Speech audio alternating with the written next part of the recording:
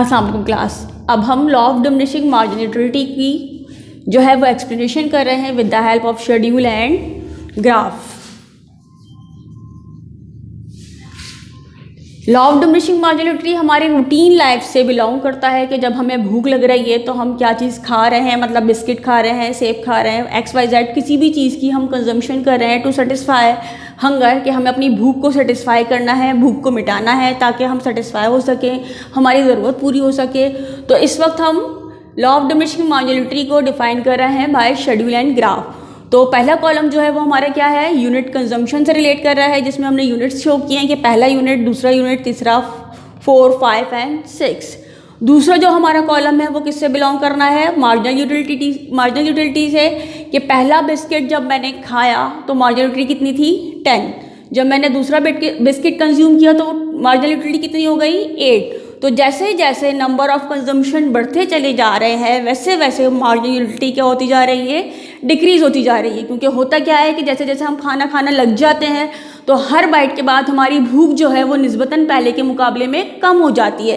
एक वक्त वो आता है जब हमारी भूख बिल्कुल ख़त्म हो जाती है, लेकिन उसके बावजूद भी अगर हम कंजम्पशन को कंटिन्यू करें तो हमें ऐसा लगता है कि जो कुछ अब हम खा रहे हैं वो अंदर नहीं जा रहा, हमें उबकाई फील होने लग जाती है। अगर हम ज़बरदस्ती उसी चीज़ को खाते रहें, भूख ख़त्म होने के बाद भी ना छोड़ें उसको, तो उसका क्या आएगा, नेगेटिव इम्पैक्ट होना शुरू हो जाएगा।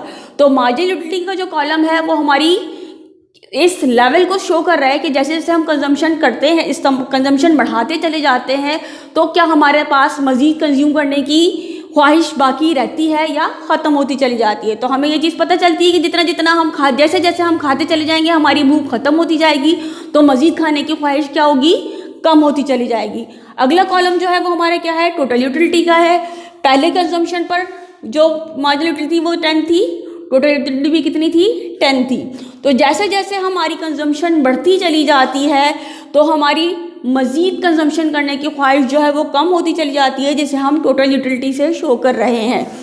तो अब हम इसका ग्राफिकल प्रेजेंटेशन करेंगे कि हम ग्राफिकल प्रेजेंटेशन में क्या करते हैं, वाई एक्सिस पर हम प्लॉट करते हैं मार्जिनल यूटिलिटी को और एक्स एक्सिस पर हम प्लॉट करते हैं यूनिट्स कंज्यूम को।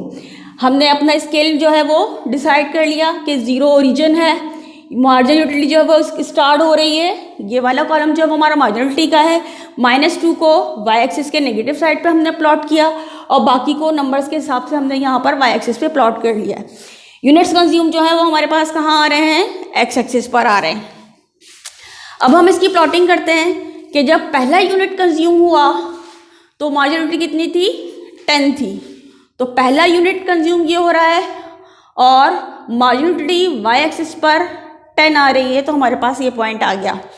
फिर नेक्स्ट हमारा क्या है, सेकेंड यूनिट पर हमारी मार्जिनल यूटिलिटी कितनी आ रही है, 8। तो हमारा सेकेंड से जो पैरेलल चल रहा है वो पॉइंट ये आया। अब हमारे पास क्या है कि हमारा थर्ड यूनिट ऑफ कंजम्पशन चल रहा है, तो मार्जिनल यूटिलिटी कितनी है, 6 है। तो यह है हमारे पास थर्ड यूनिट कंजम्पशन आ गई, मार्जिनल यूटिलिटी आ गई 6। फिर 4 पर 4 एंड 5 पर 0 और लास्ट जब मैं 6 यूनिट कंज्यूम कर रही हूँ तो मार्जिनल यूटिलिटी कितनी हो गई है, -2। तो 6 यूनिट ऑफ कंजम्पशन पर मार्जिनल यूटिलिटी का पॉइंट जो आ जाएगा वो वाई एक्सिस के नेगेटिव पोर्शन पर आएगा। अब हम इन पॉइंट्स को ज्वाइन करें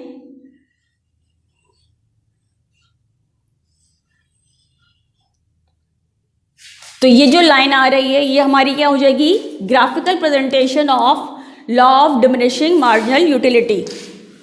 law of diminishing marginal utility, और ये जो कर्व है ये क्या कहलाएगा, डिमिनिशिंग मार्जिनल यूटिलिटी का कर्व। और इसका जो नेचर है वो क्या है, डाउनवर्ड स्लोप है, जो किस चीज़ को शो कर रहा है कि जैसे जैसे कंजम्पशन बढ़ रही है वैसे वैसे level of satisfaction marginal utility का क्या हो रहा है, डिक्रीज होता चला जा रहा है। तो law of diminishing marginal utility ना सिर्फ स्टेटमेंट की सूरत में आपसे पूछा जाता है बल्कि ये शेड्यूल और ग्राफ भी आपसे एग्जाम में पूछा जाता है। तो अगर ये लॉन्ग क्वेश्चन में आता है तो आपको कंप्लीट डिफाइन करना होता है, और जैसे जैसे शॉर्ट क्वेश्चन में जैसे जैसे रिक्वायरमेंट होगी आपका आंसर उसी तरीके से होगा। तो लॉ ऑफ डिमिनिशिंग मार्जिनलिटी बहुत इंपॉर्टेंट है क्योंकि ये हमारी डेली लाइफ से रिलेट कर रहा होता है कि रूटीन लाइफ में अगर हम किसी भी चीज़ को कंज्यूम करते हैं तो कंज्यूमर का बिहेवियर उस चीज़ से रिलेट क्या होता है।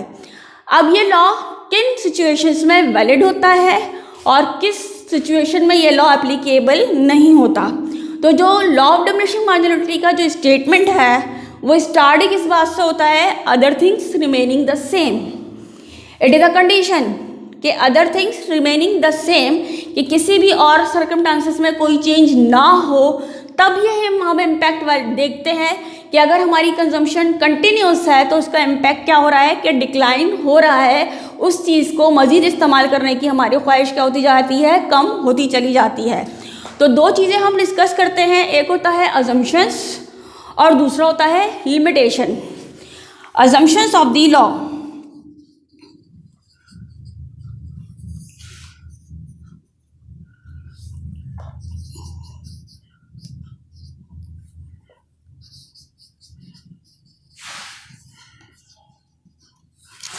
अजम्पशंस ऑफ द लॉ क्या है? ये वो सिचुएशन है जब ये लॉ वैलिड होगा। तो ये लॉ कब वैलिड होता है? सबसे पहला जो मोस्ट इंपॉर्टेंट अजम्पशन है वो क्या है? Continuous use.